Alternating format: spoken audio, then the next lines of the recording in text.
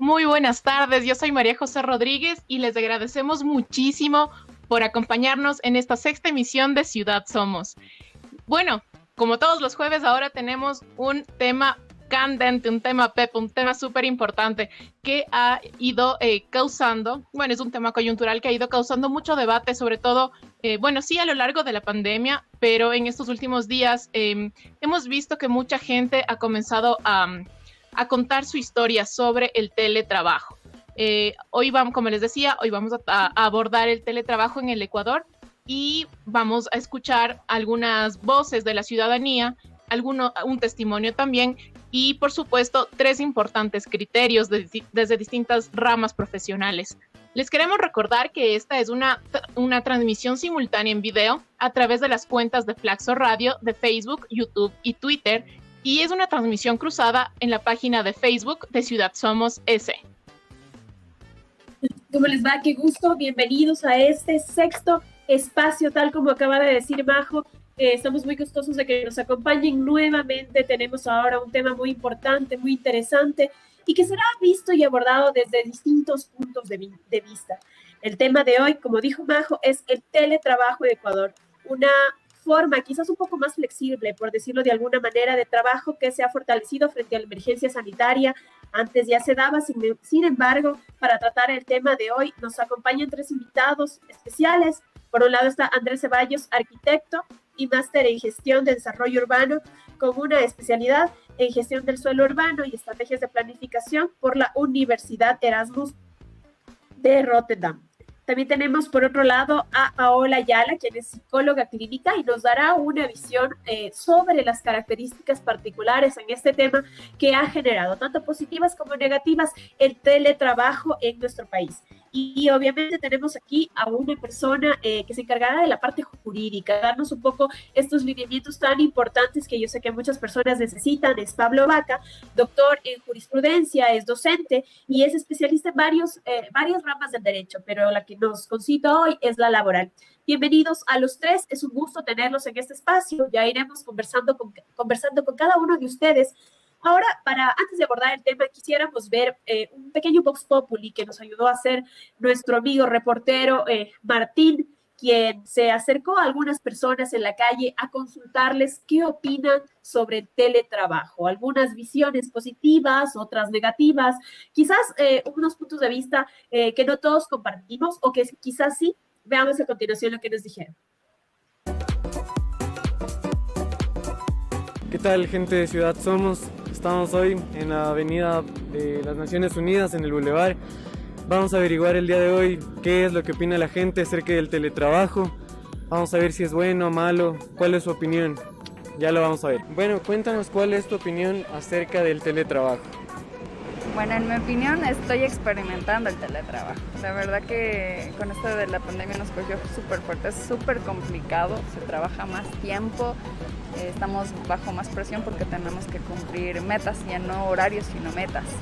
Entonces sí es un poquito más difícil la situación en cuanto al teletrabajo, pero es una mejor opción. En mi caso, que soy madre soltera, me ha beneficiado mucho porque he tenido que dividir mi tiempo entre ser ama de casa, trabajar, atender a este niño, ser profesora, atender a clase. Bueno, la verdad comencé el teletrabajo cuando comenzó la pandemia, ya hace algunos meses. Era una pasantía, hice mi pasantía por teletrabajo. O sea, fue normal porque sí teníamos algunas cosas que podíamos hacer por teletrabajo. La verdad era como más de oficina, administrativo, entonces no fue tan difícil. Pero veo que sí hay otras personas como que se les ha complicado bastante.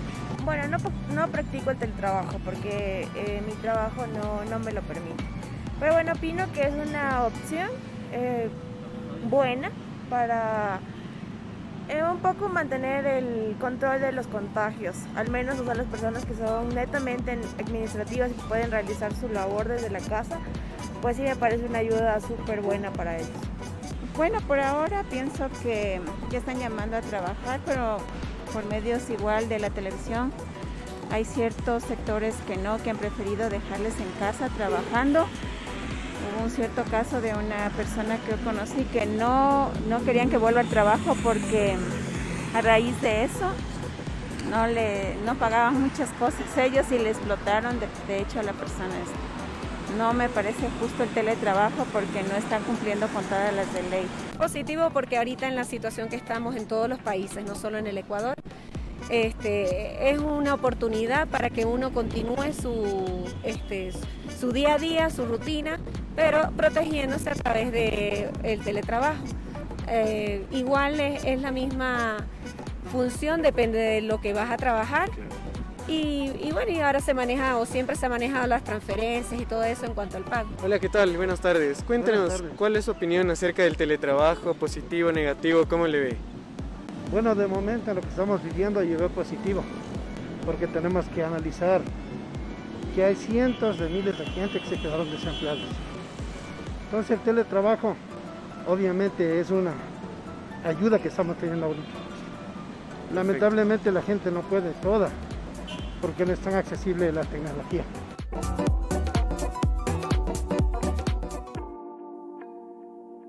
Muy bien, es hora de abordar el teletrabajo desde la mirada urbanista, desde la mirada psicológica y desde la mirada jurídica. Como hemos visto en el video anterior, hay distintas posiciones sobre lo que es el teletrabajo. Alguna gente, sobre todo a la gente un poco más joven, le ha resultado interesante y beneficiosa aplicar esta alternativa de trabajo.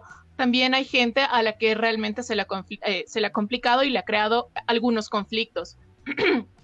Bueno, antes de comenzar con la entrevista a los expertos, les queremos contar un poquito sobre algunas cifras locales.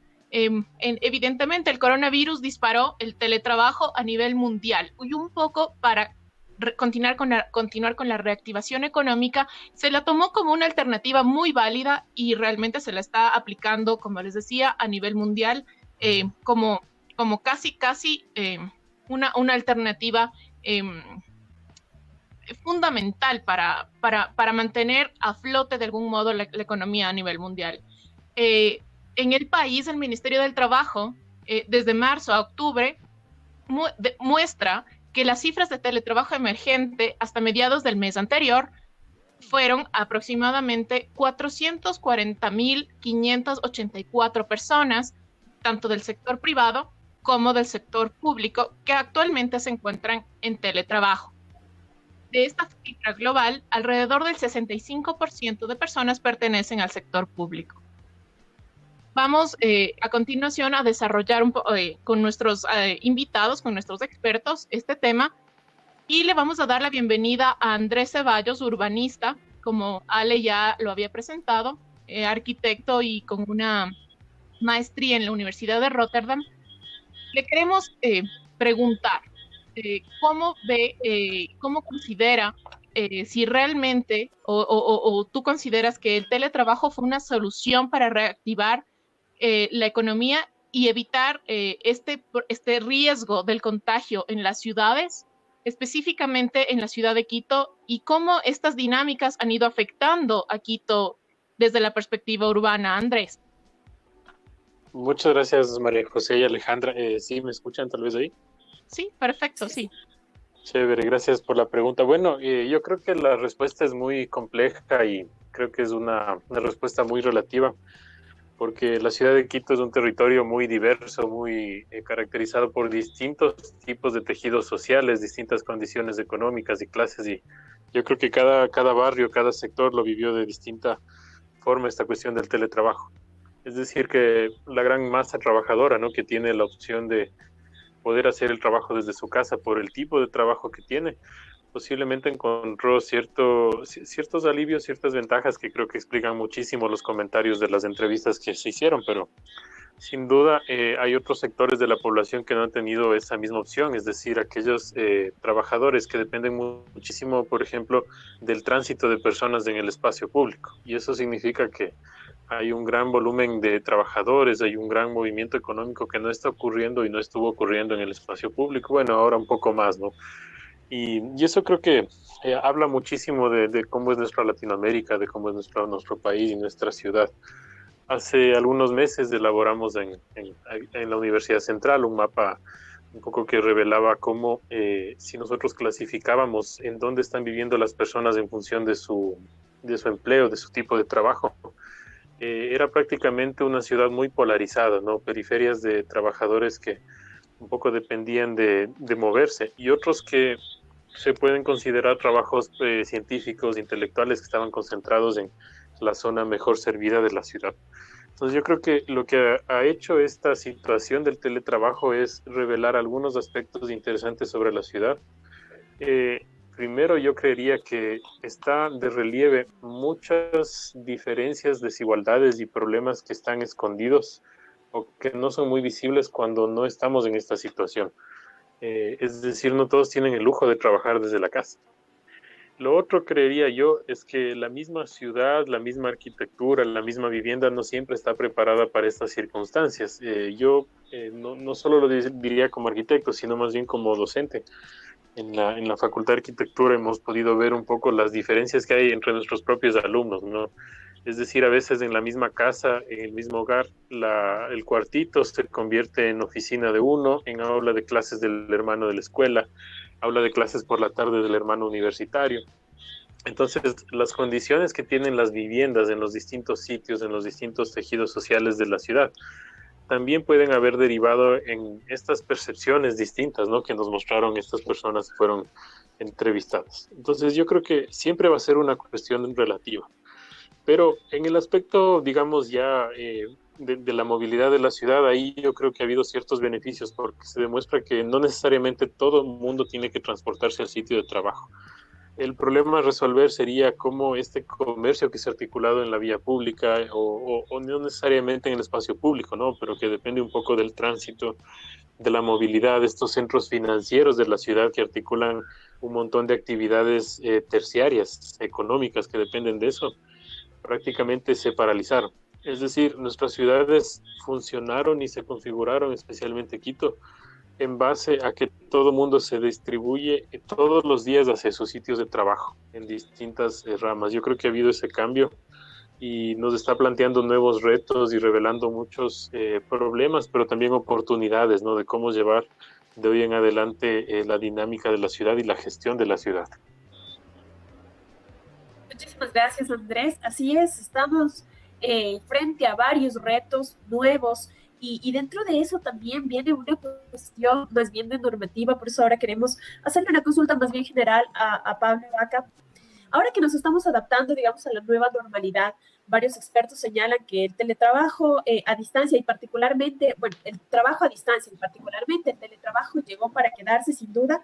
Sin embargo, antes ya había en nuestro país. Era en mucho menor medida, de hecho de marzo a octubre, como dijo Majo, prácticamente se duplicaron estas cifras, ¿no?, por la necesidad, obviamente. Sin embargo, ha cambiado las leyes para esta modalidad en estos meses de emergencia sanitaria y actualmente cuáles son quizás las principales características en el marco regulatorio de esta modalidad de trabajo que, como escuchamos también en el video, algunas personas consideran que no se están cumpliendo. Pablo, bienvenido. Gracias, Chan. Pablo, ¿nos escuchó? ¿Sí me escuchan ustedes? Sí, se le escuchamos. Eso le comentaba, no sé si me escuchó la pregunta. Por favor, bienvenida. Perfecta. Primero, buenas tardes con todos. Muchísimas gracias la posibilidad de conversar con ustedes. A ver, en verdad en el Ecuador lo que había era una modalidad de trabajo a domicilio, ¿ya? No existía trabajo propiamente dicho, una modalidad tan específica como ahora se la conoce como teletrabajo. El teletrabajo como figura específica que se está utilizando es recién incorporada en las reformas que establece la Ley de Apoyo Humanitario y allí se perfila de un modo un poco más claro lo que constituye el teletrabajo como una modalidad a través de medios telemáticos y que se realiza en un espacio distinto al local de la empresa. De manera tal que yo creo que aquí se produce lo que normalmente ocurre, y es que la tecnología siempre va un paso adelante del derecho, la tecnología siempre le gana al derecho, y el derecho un poco es el último en ajustarse a las nuevas condiciones sociales y a las nuevas condiciones tecnológicas. El Internet y los medios telemáticos son un invento del primer mundo, y al Ecuador y a a la legislación laboral, ha llegado con muchísimo rezago y naturalmente todavía hace falta una serie de adaptaciones legales que regulen todas estas circunstancias que estamos enfrentando, como por ejemplo el control de horas suplementarias y extraordinarias, el control del derecho a la desconexión, que decía la señora cuando le entrevistaron, un poco conciliar esta condición de madre, de profesora, de trabajadora. Hay todavía un montón de aspectos que la legislación no ha logrado regular. Se ha potenciado el uso de los medios telemáticos para trabajar y eso es importante y efectivamente parece ser que no va a haber un retroceso en ese sentido, sino que debe profundizarse aún más.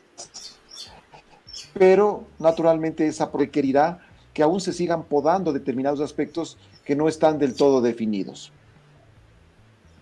Dentro de esto, bueno, hay varias responsabilidades, ¿no? Permíteme, Majo, justamente responsabilidades tanto del empleador como del empleado, pero hay cosas puntuales que sí deberían ser cumplidas. Por ejemplo, en algún momento se mencionaba también una cuestión de el tiempo que hay por lactancia. Este tipo de cosas creo que no han cambiado, deberían seguir normas como estaban antes. A ver, es que en realidad no pueden seguir como antes, porque efectivamente, tal como lo decía la señora cuando le entrevistaban, sin un saber jurídico, sino de mucho sentido común y de experiencia propia, pues el derecho lo que tiene que hacer es reconocer la realidad de la sociedad. ¿Cuál era el concepto de la lactancia? No como un derecho de la madre en la relación y en el vínculo afectivo con el menor, sino en la relación trabajadora-empresa. El concepto de la lactancia era la posibilidad de que la madre abandone el centro de trabajo, ¿no es cierto?, 2 horas antes que el resto de sus compañeros para trasladarse a cumplir con ese derecho, a ejercitar ese derecho. Ahora, con el teletrabajo, pues realmente ya no hay el concepto ese o la necesidad esa de movilización. Te pongo otros ejemplos. Ya no necesitas el uniforme, por ejemplo. Ya no necesitas transporte, ya no necesitas alimentación. Todas esas son cosas que van a tener que regularse y que en este momento un poco la pandemia lo que hizo es empujarnos a enfrentar en un primer golpe estas realidades, pero que son realidades que van a tener que ir, repito, perfilándose y podándose. La desconexión quizás es la necesidad más sentida en este momento. Yo creo que los trabajadores que están utilizando los medios telemáticos para cumplir sus labores tienen básicamente los siguientes problemas. Primero, la desconexión, el derecho al descanso, el derecho a la privacidad, el costo del Internet, ¿no es cierto? La posibilidad de acceder con una computadora que en algunos casos no hay en todas las casas, sino una que al mismo tiempo tiene que usarse para trabajar, para estudiar, y como decía Andrés, ¿verdad? Pues no todo el mundo tiene las mismas capacidades de conexión, no todo el mundo tiene los mismos números de computadores que se requieren para los hijos estudiantes. Entonces, hay todavía una serie de cuestiones que tienen que resolverse porque la pandemia nos empujó a vivir una realidad para la que no estábamos preparados. Muchísimas gracias, Pablo. Justamente, Paola, bienvenida y muchas gracias por estar aquí. Refiriéndonos un poco a lo que Pablo nos acaba de comentar sobre esta serie de derechos y sobre estas situaciones de la desconexión, del derecho al descanso, del derecho a la privacidad. ¿Cómo desde la psicología, desde la salud mental, digamos, de una manera un poco más amplia, cuáles consideras desde tu campo de experticia, desde tu profesión, cuáles consideras que podrían ser las repercusiones psicosociales generadas a partir de la implementación del teletrabajo en las personas? Buenas tardes con todos, gracias por la invitación. Bueno, hay que empezar por qué estamos hablando ahora del teletrabajo. Estamos hablando del teletrabajo porque hay una crisis mundial a partir de la pandemia, y eso genera muchos cambios, y esos cambios nos llevan a dos caminos, ¿no? Los cambios pueden llevarnos a la oportunidad o pueden llevarnos al peligro. Entonces, ¿qué significa eso? Yo, desde mi punto de vista, hay tres variables que tenemos que considerar. Porque se puede tener el imaginario que los jóvenes pueden adaptarse más y la gente mayor puede adaptarse menos. Yo no creo que sea así, sino que más bien depende de la personalidad, depende de las circunstancias individuales antes de la crisis y también depende de la capacidad de adaptación. Entonces, ¿qué significaría eso?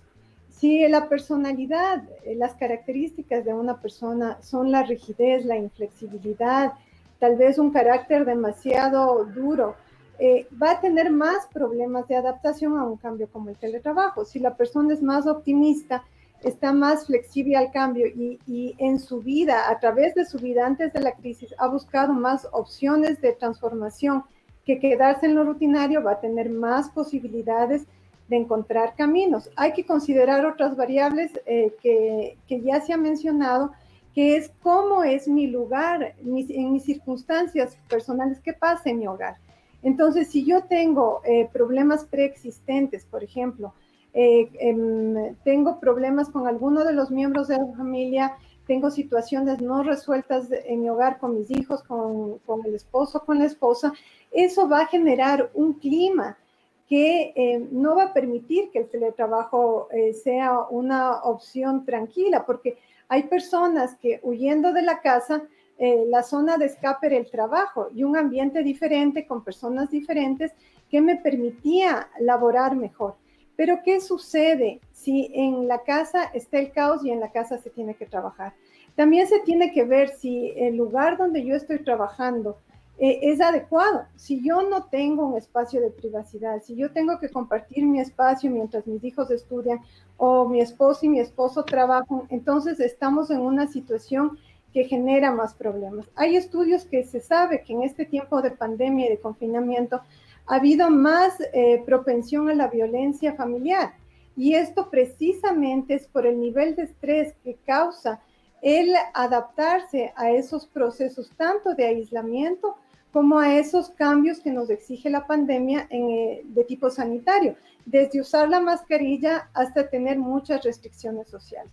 Entonces, esto significará que si la persona ha llevado de manera más adecuada o ha elaborado las relaciones familiares de una forma más armónica, el lugar que es la casa, que se transforma en el lugar de trabajo, puede ser un lugar que presente un espacio de armonía, un espacio de refugio, porque yo me voy a sentir segura dentro de la casa porque no estoy expuesto al virus. Entonces, tenemos que recordar que el teletrabajo es una medida sanitaria para que no haya una exposición multitudinaria al virus y se complique más la situación. Entonces, yo creo que hay que verlo desde diferentes puntos de vista, dependiendo de la realidad de la persona. El teletrabajo es una opción. Habrán, claro, abusos también, pero hay que ver que también la persona individualmente tiene que poner ciertos límites. Por ejemplo, yo lo que he visto en la consulta es que puede haber dos cosas contradictorias en unas familias y en otras no. Por ejemplo, si el teletrabajo se convierte en una jornada interminable, eso va a afectar a las situaciones del hogar y la persona, a medida que pase el tiempo, va a terminar exhausta porque sus jornadas de 8 horas se convierten en jornadas de 12 horas, por ejemplo. Pero también puede suceder lo contrario. Si hay demasiado caos emocional en la casa y la persona no puede concentrarse en su trabajo, bajará el nivel de productividad y eso en el tiempo será evidente en torno a la medición del trabajo, ¿no? Entonces, se convierte en un peligro cuando la persona no puede adaptarse al cambio.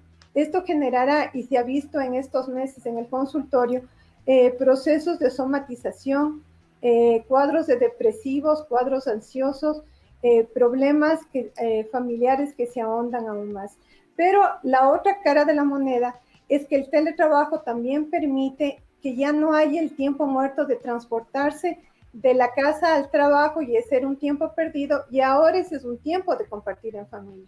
Lo que también decía una de las personas que se les entrevistó en la calle, los padres pueden tener más tiempo con los hijos y eso da una sensación de que no me estoy perdiendo la infancia de mis hijos y puedo entrar en ese proceso de cuidado. También puede pasar lo otro, porque si la persona se siente muy abrumada y encima tiene que ser el ayudante del profesor del hijo, eso también va a generar una sensación de mucha tensión porque el trabajo no se acaba nunca.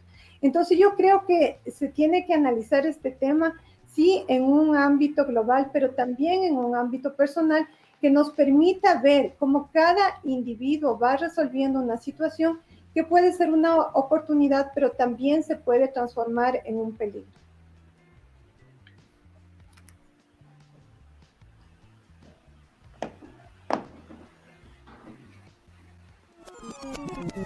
No sé.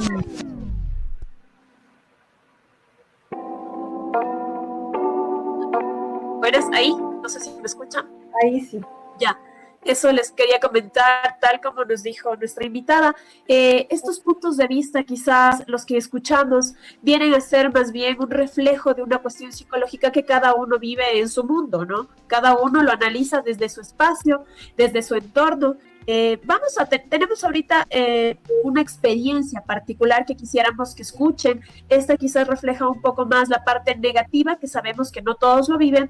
Veamos, escuchemos lo que nos dice para ver si luego comenzamos también a comentar al respecto.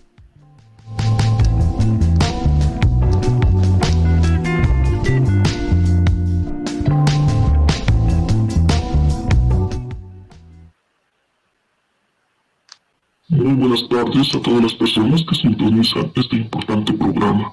En primer lugar, quiero dar gracias a Dios por la vida, la salud, mi trabajo y mi familia. Yo soy odontóloga, tengo 64 años de edad, hipertensa y diabética, es decir, pertenezco al grupo de personas vulnerables. Desde el mes de marzo hasta la actualidad me encuentro en teletrabajo a causa de la emergencia sanitaria por COVID-19. Les quiero contar mi experiencia de teletrabajo porque muchas personas pueden estar en situaciones similares o peores que la mía y que por temor a represalias no se animan a contar. Para mí ha sido una experiencia muy difícil, puesto que yo me he preparado para ser odontóloga, trabajar en boca de los pacientes a partir de mi conocimiento académico, de mi experiencia y calidad humana, con conocimientos básicos en computación. De hecho, en mi trabajo diario no he visto la necesidad de profundizar mis conocimientos en informática. Desde que inició la modalidad de teletrabajo, me han encomendado actividades completamente desligadas de mi profesión, como asuntos de contratación, presentación de PowerPoint, realización de videos, manejo de base de datos, etc., que ha significado utilizar programas que yo desconozco. Esto me ha dificultado desempeñar el trabajo en óptimas condiciones, por lo que fui llamada la atención en varias veces. Para presentar las tareas, yo tenía que pedir ayuda a una sobrina vía telefónica, porque ella es la que maneja la tecnología. Y cuando entregaba los trabajos, ¿qué sucedía? La persona encargada me decía que no estaba bien hecho y que tenía que volverlo a hacer.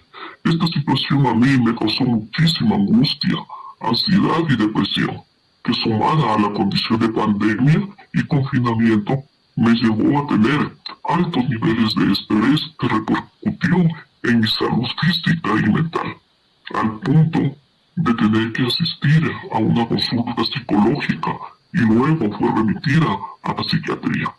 Hoy me encuentro en un tratamiento psiquiátrico.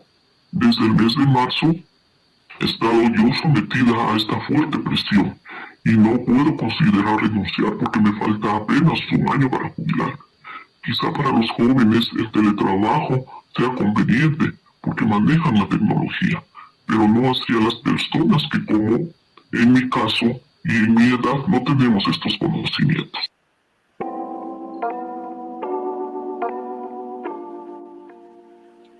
Muchísimas gracias, Javi, por el video. Les queríamos comentar, como Ale había dicho, este es un testimonio de una persona que evidentemente ha vivido el teletrabajo, como dice, desde marzo.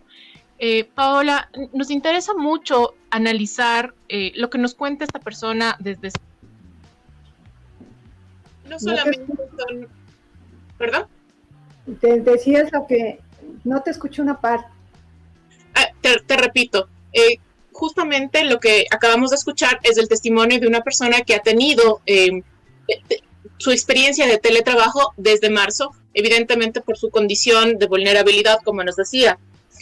Claro, de algún modo, con estos horarios no rígidos, como las 8 horas que tú ibas a la oficina, sumadas evidentemente a las nuevas demandas o a los nuevos desafíos que quizás ciertos programas de computación implican, que no muchas veces personas están como directamente vinculadas con esto. Y claro, lo que el trabajo de la casa evidentemente demanda son algunas situaciones y algunas características a las que muchas personas que están en teletrabajo se han visto enfrentadas, ¿no? ¿Cómo puede afectar esta situación, y a partir de lo que hemos visto o de lo que hemos escuchado anteriormente, cómo esta situación puede afectar a la salud mental, física y social, ¿no?, de las personas cuando de la noche a la mañana se ven cara a una computadora, quizás con ciertas limitaciones y con una demanda importante de, ¿qué te puedo decir?, de especificaciones por parte de la gente que te supervisa, ¿no? ¿Cómo la gente se ve afectada? ¿Cómo la gente afronta esta situación? Sí, frente a una crisis, la exigencia es el cambio. Entonces, en este caso, lo que ustedes han mencionado, el cambio de la forma de trabajo. Y ese cambio de la forma de trabajo, en el primer momento, a todo el mundo le representa resistencia, porque tengo que adaptarme a situaciones nuevas y tengo que aprender a manejar esas situaciones nuevas, no solo en la parte informática, sino en todo el proceso de cambio. Entonces, ese proceso tiene implícito estrés, porque el estrés es una forma natural en la cual nosotros afrontamos el cambio y que en cierta medida nos permite hacer el cambio. Ahora, ¿por qué sucede ese estrés? Porque nos da miedo en forma natural las situaciones nuevas, porque representan cosas que no sabemos de entrar a manejar. Ahora, el proceso de la crisis normalmente lleva a que nosotros acudamos a nuestros recursos innatos y podamos adaptarnos al cambio. Eso es lo que tiene que pasar. La crisis se convierte en una oportunidad cuando cada persona o la persona en particular se va adaptando al cambio, va encontrando formas nuevas de hacer las cosas y de esa manera va creciendo personalmente y profesionalmente. Pero no es un proceso fácil, es un proceso duro que implica mucha transformación en muchos niveles, y en este caso, en el nivel de trabajo, tal vez la adquisición de nuevas herramientas que antes nunca fueron consideradas. Pero los procesos de cambio son así. Ahora se evidencia más porque esta crisis es una crisis mundial y nos pone frente a una situación global en que tenemos que adaptarnos de la noche a la mañana a cosas que no las teníamos en mente. Y precisamente dentro de estas situaciones que quizás fueron abruptas de alguna forma, incluidas en nuestra cotidianidad, quizás jurídicamente podría o debería quizás darse una necesidad de algún acuerdo escrito o cómo se puede, digamos, generar un poco características positivas de esta modalidad de trabajo, tanto que no afecten ni a empleador ni a empleado, estimado Pablo. ¿Cuál sería como que la recomendación por este lado? Porque entendamos, ¿no? O sea, esta es una situación en donde la persona, la funcionaria, se vio afectada, digamos. Sin embargo, también hay que ver, digamos, del otro lado para que ambas partes salgan ganando dentro de esto, y no sé si es que se requiera de un acuerdo hasta que la normativa esté quizás un poco más clara por la forma tan abrupta que esto llegó a nosotros. Yo quisiera opinar sobre de quien intervino hace un minuto. La persona que hablaba hacía evidente lo que se conoce no en el mundo jurídico, sino en general como el analfabetismo digital del que somos víctimas muchas personas, ¿no es cierto? Cuando pues no crecimos formadas en lo que ahora las generaciones X y los millennials han crecido, que es prácticamente la tecnología en la mano. Ese analfabetismo digital no puede ser motivo para que las relaciones laborales terminen, porque me parecía entender de la explicación que nos daba la entrevistada que sus niveles de preocupación, de angustia, pasaban por el hecho de que sus trabajos no eran aceptados o valorados, y que eso evidentemente podría terminar. Indudablemente eso no puede pasar, porque el empleador no le puede terminar el contrato a quien no ha capacitado para cumplir determinadas tareas. Eso simplemente quería dejar anotado en relación al tema. Evidentemente, pues la doctora nos ha explicado desde su perspectiva profesional cómo deberíamos entender ese testimonio, pero desde el punto de vista jurídico, estrictamente, la situación de la señora es una situación que le pasó a muchísima gente y que bajo ningún punto de vista puede ser causa para una terminación ni vía visto bueno, ni vía despido intempestivo de un trabajador. Efectivamente, como tú dices, Ale, hay necesidad de hacer ciertos ajustes, y esos ajustes a la normativa, es verdad que pueden pasar por un acuerdo entre empleador y trabajador, pero tiene que ser el Estado y tiene que ser el Congreso, la Asamblea, y tiene que ser el Ejecutivo a través del Ministerio del Trabajo quien vaya poniendo claridad en esas situaciones. Miren, yo les voy a poner un ejemplo. El Código del Trabajo acaba de ser reformado con la Ley de Apoyo Humanitario de la reforma, que dice exactamente: no se considerará teletrabajo si el trabajador presta servicios en lugares designados o habilitados por el empleador, aun cuando estén ubicados fuera de las dependencias de la empresa. Entonces, mira, por ejemplo, si se manda un mensaje tan contradictorio con la propia norma, porque el concepto del teletrabajo es que tú lo prestas al servicio fuera de las empresas. No importa, ¿no es cierto?, si es en tu domicilio, si es en un parque, si es desde la playa. Lo que importa es que tú cumplas con las metas, con los objetivos, con los productos que Hay un cambio de paradigma importantísimo en el teletrabajo, y es que no es el horario de 8 a 5 exclusivamente, es la productividad la que tú tienes que juzgar. Y entonces, si es que la reforma al código dice, no es que le fuese al teletrabajo, cuya característica esencial es no estar en el lugar, en la empresa, en la industria, en la oficina, en donde fuere, ¿no es cierto? De manera, lo primero que tiene que hacer el legislador es darles reglas claras a las partes. Y por sobre esas reglas claras, las partes, a conveniencia, tendrán perfeccionando estas cuestiones.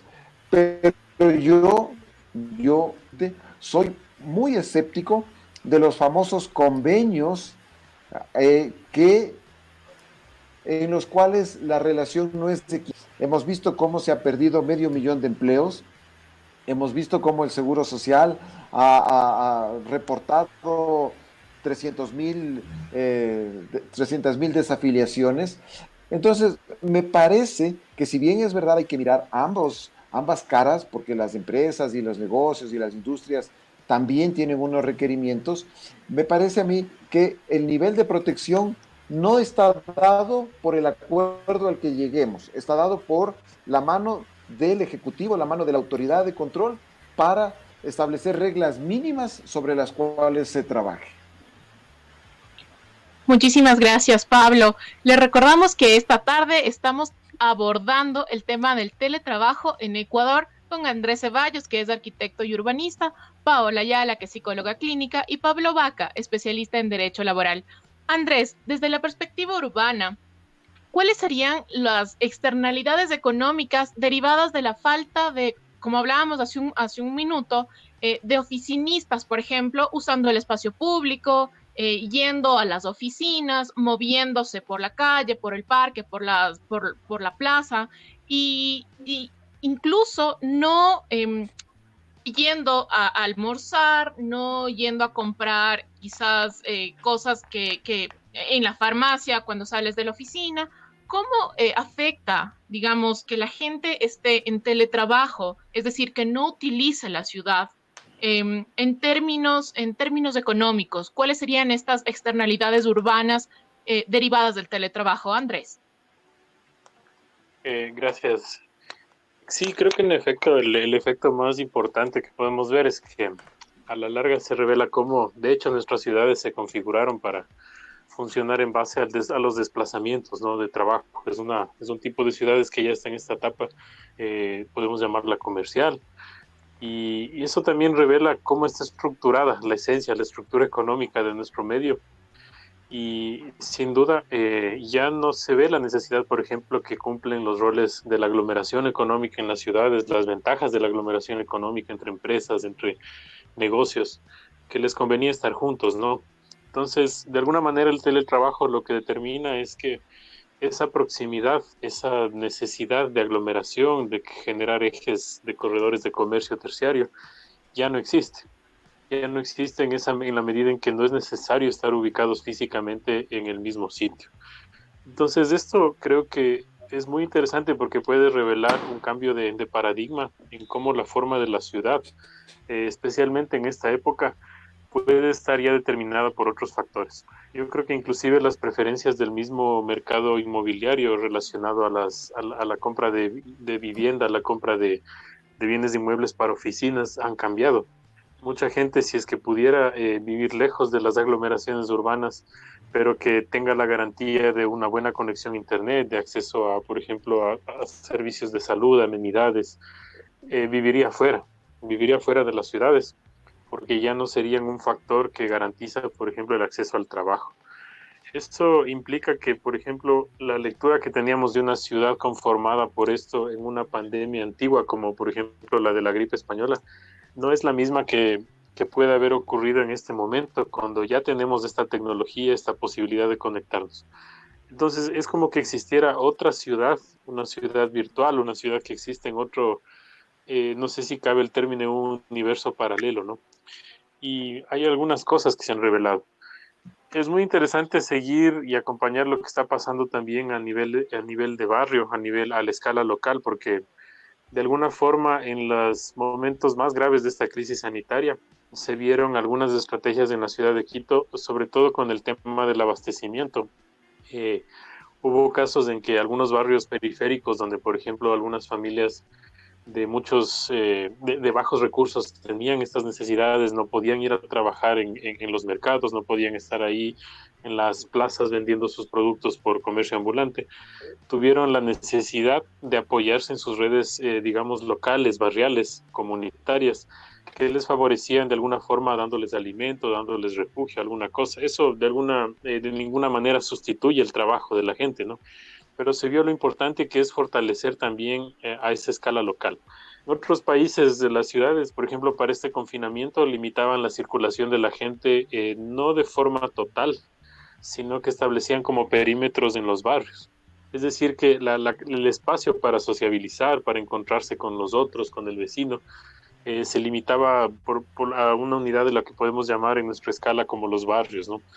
Ese también es otro aspecto que yo creo que puede haber afectado y puede estar afectando y a la larga generar una externalidad en nuestras ciudades.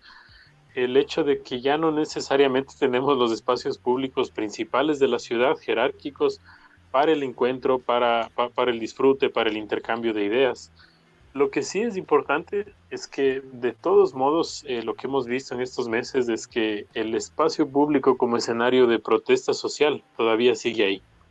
a pesar de que no tenemos el espacio público como un sitio que lo atravesamos cotidianamente, ¿no? Ahora, sin duda el comercio que más depende del transeúnte, y no solamente hablamos de los vendedores ambulantes que prefieren por esta razón, por ejemplo, la cercanía a las estaciones de transporte público, a las paradas, sino también a los negocios, a las tiendas, van a cambiar. Y yo creo que las evidencias de que eso han cambiado ya se ven en algunos barrios. Muchos tenderos, por ejemplo, muchos nuevos tenderos han aparecido. Hemos recopilado un poquito en la universidad con los estudiantes casos de barrios donde algunos comercios cambiaron de ser, por ejemplo, papelerías, a ser sitios que adquirían alimentos en los mercados y luego se trasladaban hacia su barrio y se convertían en una especie de distribuidor local de comida, de alimentos y de abastecimiento.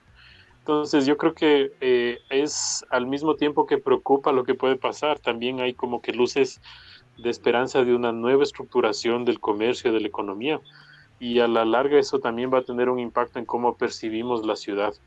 Pero sin duda, de todos modos, va a seguir siendo importante el rol del transporte público de calidad en esta situación, porque ustedes habrán notado en redes sociales que ya el trabajo va a necesitar seguir ocurriendo en una cierta medida físicamente, presencialmente, y ahí es donde la movilidad y la ciudad tiene que garantizar eso.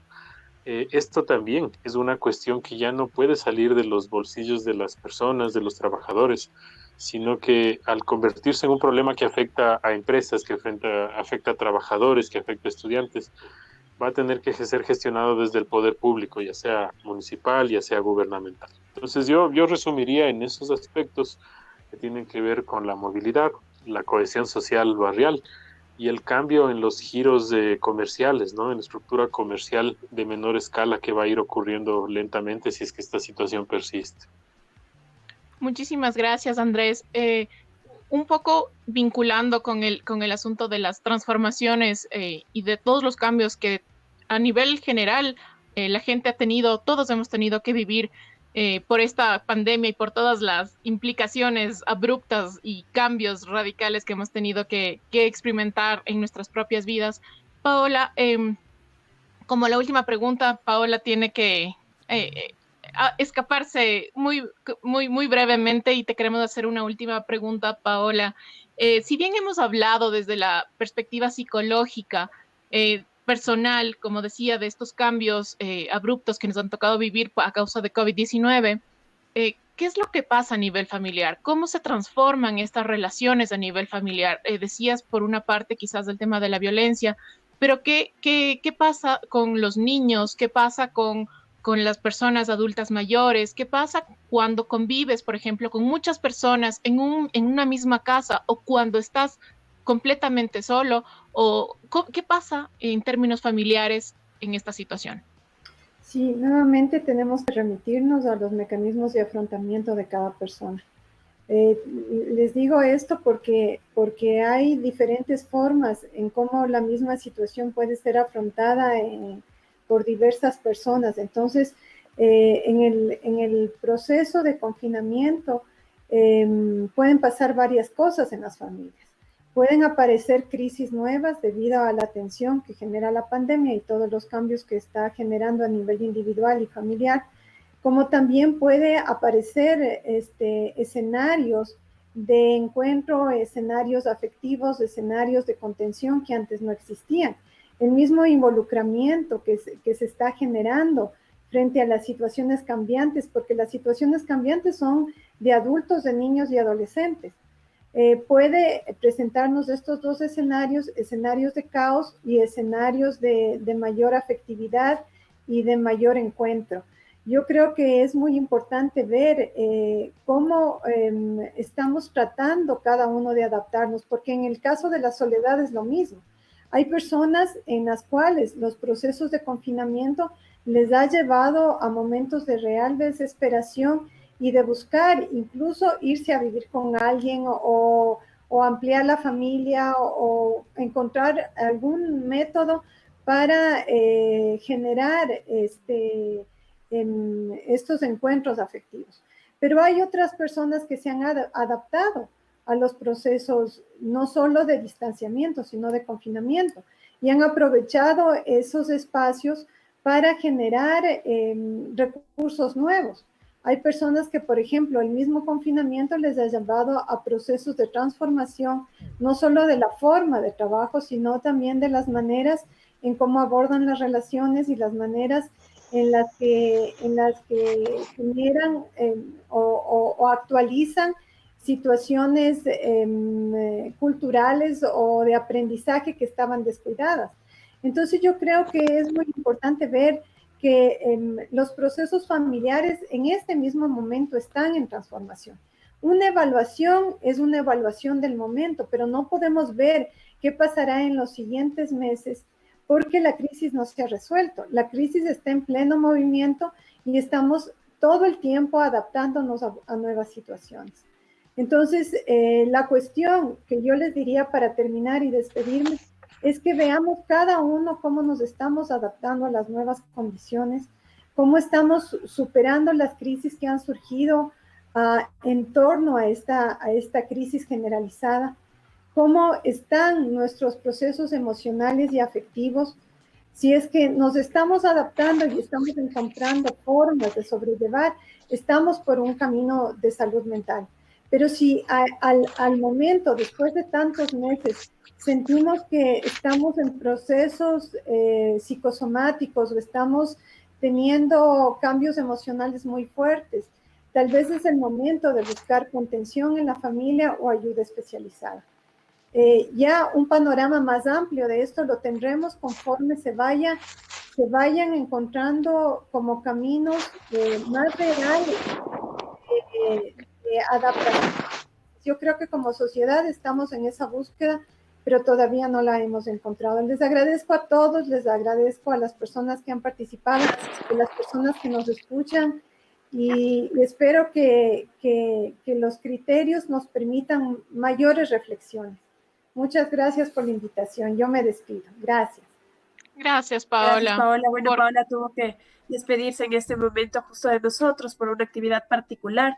Vamos a continuar con nuestros dos invitados todavía en unos minutos. Ya estamos próximos a acabar. Sin embargo, quisiera por un lado también que nos queden claros ciertos conceptos que seguramente mucha gente tendrá, como digo, y como hablábamos con Paola, cada persona lo vive desde su mundo, desde su entorno.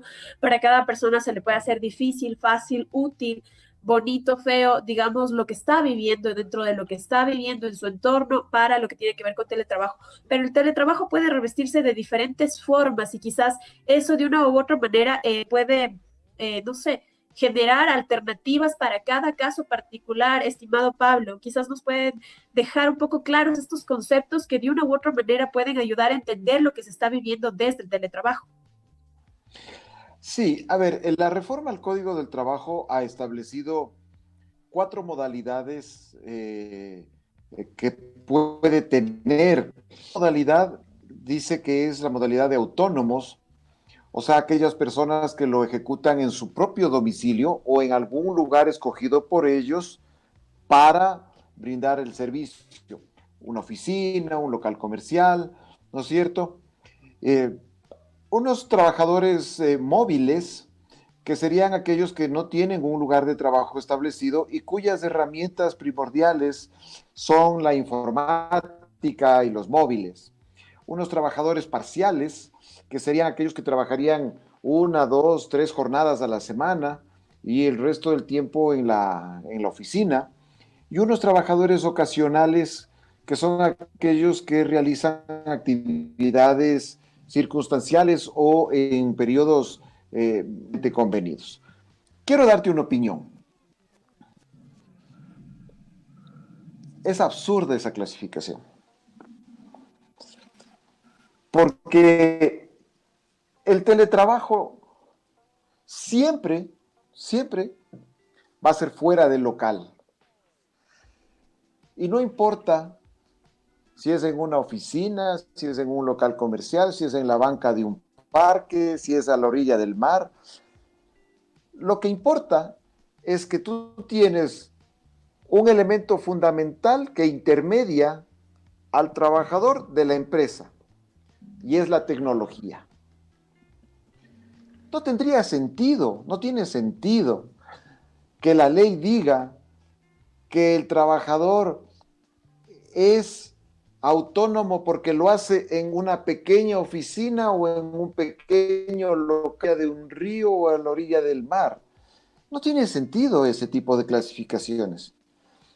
Si me permites un juicio de valor, es producto de la más mediocre de las asambleas y de lo más mediocre de los gobiernos legislando en la peor de las crisis que pudimos encontrarnos. No hay ninguna razón para empezar a hacer estas clasificaciones. Hay que cambiar un paradigma cultural y con ese paradigma cultural cambias los conceptos legales.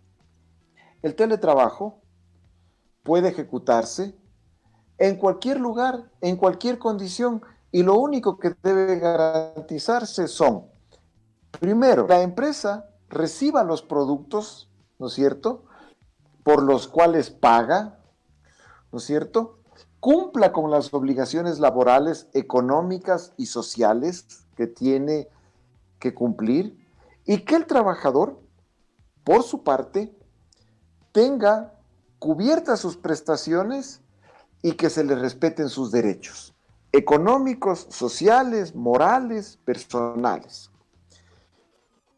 ¿Cuándo va a terminar esta situación? Cuando la sociedad en el mundo o en el Ecuador pueda retomar a la actividad física. Decía Andrés, no toda actividad física va a poder ser o no va a necesitar retomarse. Esto precisamente abre la oportunidad de que muchos trabajos ya no sean necesarios hacerse físicamente. Esto abre la oportunidad para que muchas personas, precisamente el costo de transportarse, el costo de alimentarse, ¿no es cierto? Y que muchas empresas se eviten el costo de uniformes, el costo de transporte, etcétera, etcétera, etcétera. Entonces, me parece que hay que tener una visión mucho más amplia para legislar. Me parece que hay que tener una visión mucho más amplia para garantizar las condiciones en las que se realice el trabajo.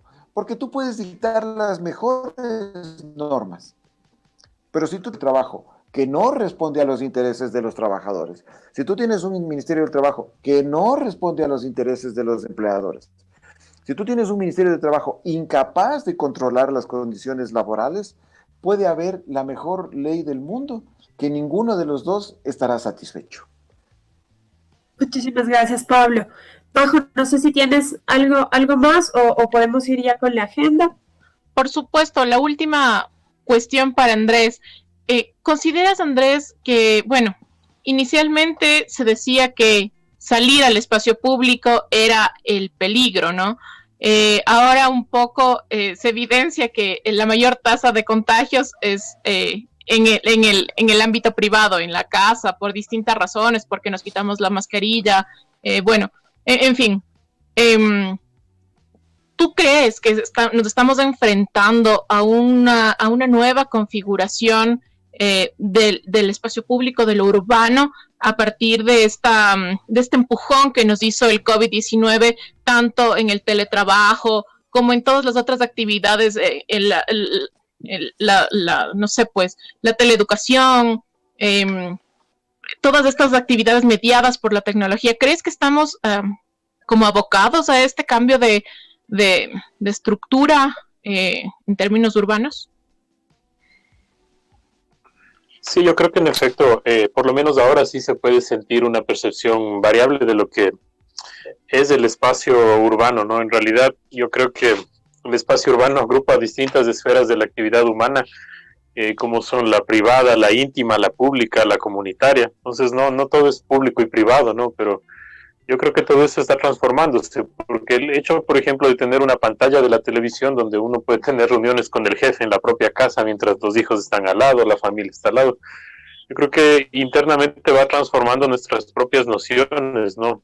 Yo creo que esto no es lo que pasaba en la última de las pandemias que hubo, donde no existía esta posibilidad, ¿no?, de tener esa telepresencia, esa comunicación.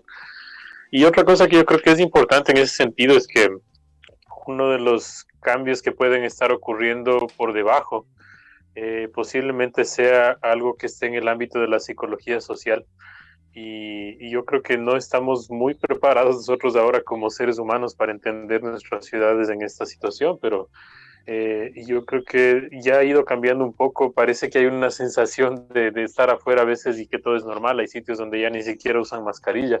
Ustedes podrán ver videos de, por ejemplo, Guayaquil, donde se nota que no llevan ni siquiera en el bolsillo la mascarilla a las personas. Entonces, me parece que hay una ansiedad también de volver a algo que tal vez ya nunca más puede estar ahí, ese afuera, ese espacio de convivencia, ese espacio de oportunidades. Y no, quién sabe qué cambie, ¿no? Lo que sí es seguro es que de todos modos esta situación, al haber extraído ciertas, podemos llamarle variables de esta gran ecuación que es la ciudad, que es esta forma de vida, ha revelado cómo funcionan otras variables, cuáles dependen de algunas cosas, ¿no? Y en efecto, si es que no cambia radicalmente la ciudad, por lo menos habremos entendido qué cosas son esenciales.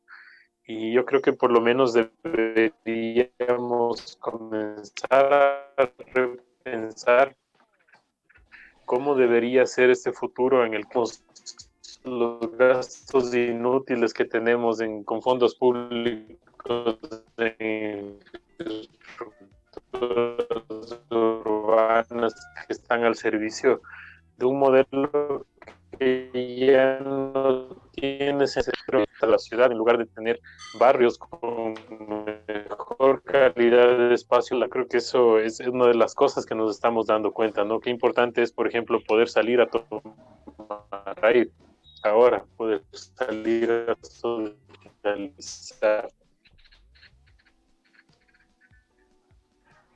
Entonces, yo creo que hay cambios que están ocurriendo, pero están por ahora en las mentes de las personas y esperemos que a la larga existir. Lo que no sabemos es cómo ni por dónde, pero alguien tiene que guiarlo.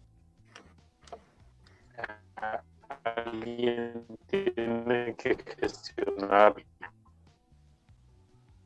Muchísimas gracias. Muchísimas gracias a nuestros dos invitados, tres con Paola, que tuvo que retirarse un poco antes. Les agradecemos sus distintos puntos de vista. Tenemos más información importante a nivel de urbanidad, mi querida Majo. Así es, Ale. Como decíamos, muchísimas gracias. Creemos que el diálogo, el espacio de compartir, de extrapolar ideas en unas áreas, en otras disciplinas, nos ayuda mucho a comprender qué es lo que está pasando, tanto a nivel social, como a nivel urbano, como a nivel jurídico, sobre el teletrabajo. Creo que es muy, muy importante el aporte que han hecho los especialistas en este espacio y les agradecemos mucho. Les agradecemos mucho, pero todavía no se vayan. Teníamos todavía algunas cosas para compartir con ustedes y con nuestra audiencia. Tenemos la agenda de eventos urbanos académicos para la semana del 22 al 29 de octubre. El 27 de octubre, la Universidad de Córdoba, la UNAM de México y la Flaxo Ecuador presentan el seminario online El futuro de nuestras ciudades, dónde estamos y a dónde vamos. Aquí, Mercedes de Virgilio y Marcelo Corti presentan el caso de Buenos Aires. El 29 de octubre, el Common Action Forum, el Gobierno de Chiapas y la Universidad Autónoma de Chiapas presentan el Common Action Forum del 2020, donde Fernando Carrión participará con la ponencia La ciudad postpandémica, políticas abiertas, espacio público y resiliencia. Y el 29 de octubre también Civitic presenta el conversatorio online Seminarios temáticos Repensando la ciudad, donde Jaime Erazo de Ecuador analizará la producción y gestión social del hábitat, la vivienda en el Ecuador. Todos los links para inscribirse a estos seminarios se encuentran en las redes sociales de Flaxo y próximamente en nuestras redes sociales de Ciudad Somos S. Alejandro. Andrés, Pablo, qué gusto haber compartido este espacio con ustedes. Este espacio es de ustedes cuando necesiten, cuando vean oportuno compartir otro tipo de información como hablamos hace poco. Este es un espacio para debatir sobre ciertos temas y aportar, digamos, desde las diferentes reflexiones que tiene cada área sobre temas de ciudad. Aportemos precisamente con estos comentarios, con nuestras reflexiones para seguir construyendo ciudad. Nos quedaron muchas cosas pendientes dentro de este tema. Estoy segura que hubiesen surgido muchas otras dudas e inquietudes de nuestro público. Sin embargo, bueno, el tiempo se nos fue corto, así que este fue nuestro 6º programa y se viene mucho más. Les esperamos a todos los jueves a las 6 de la tarde por Flaxo Radio. Por favor, síganos en nuestras redes sociales, Facebook e Instagram, como @CiudadSomosS. Como les digo, Andrés, Pablo, este es un espacio para ustedes cuando deseen. Majo. Muchísimas gracias. Nos quedamos con la canción del trabajo de la icónica banda chilena de rock latinoamericano Los Prisioneros. Esta canción del 2003 expresa desde una mirada sarcástica las condiciones laborales que millones de personas experimentan cada día. Muchísimas gracias, un fuerte abrazo, nos vemos el próximo jueves a las 18 horas. Gracias, muchísimas gracias.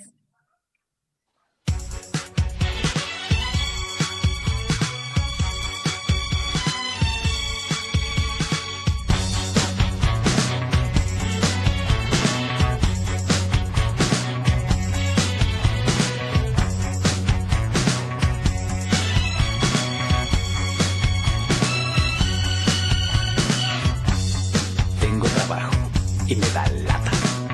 No es mala plata, pero no basta para motivarme ni convencerme que acaso no sea mejor idea sacar el puzzle, tirar escupo por la ventana, hojear el diario y contemplar esa pila de papeles en blanco. Tengo trabajo, otros no tienen.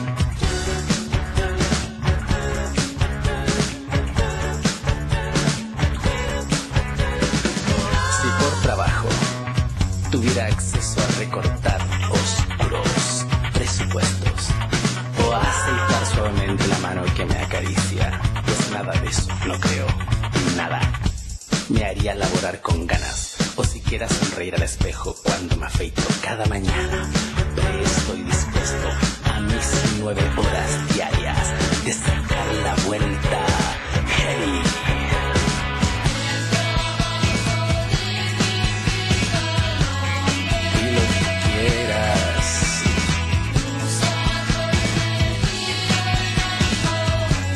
No te discuto.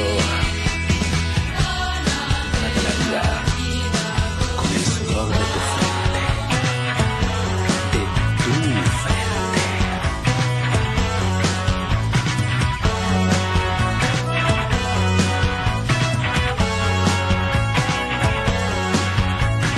El trabajo dignifica, pero no entiendo bien qué significa dignifica. Alcanzo a ver que rima con caja chica, con trafica y con mijita rica.